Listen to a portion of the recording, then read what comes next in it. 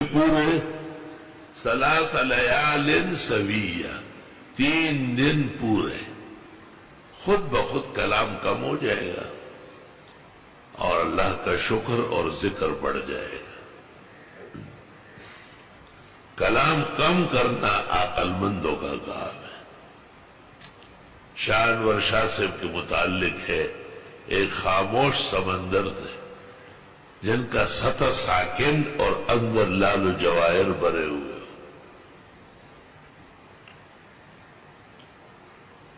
مجاہد کہتے میں ابن عمر کے ساتھ مکہ مدینہ گیا اور مدینے سے مکہ آیا،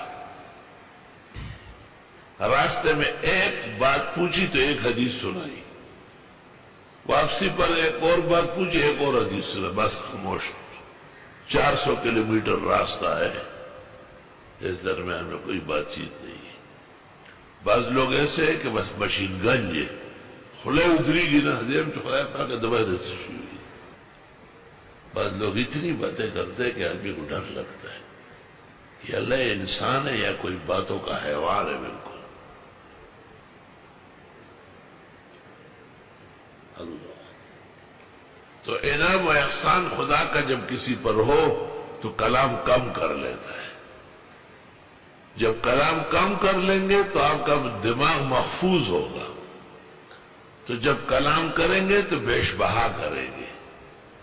اور من کا سورہ لغت اور کا سورہ غلط اور جب آپ ہر وقت باتیں کرتے بغیر کسی ضرورت کے بھی بولتے۔ بعض لوگ ایسے ہیں کہ بس نماز سے پہلے یا نماز کے بعد ان کو کوئی ایک آدمی چاہیے جس کو روک لے آپ پلر کے پاس اور اس کے ساتھ کڑتک کڑتک کڑتک کڑتک کڑتک کڑتک شروع ہو جائے۔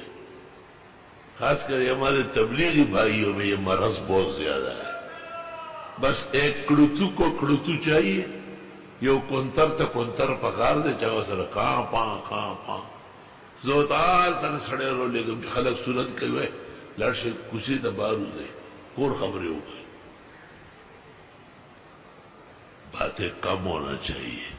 حضرت شیخ الہند نے لکھا ہے حواشی میں کہ باتیں زیادہ کرنے سے دل سخت ہو جاتا ہے، پھر قیمتی مضامین اس میں صادر نہیں ہوتے اور قیمتی فیصلے ان کے لیے دشوار ہوتے۔ اللہ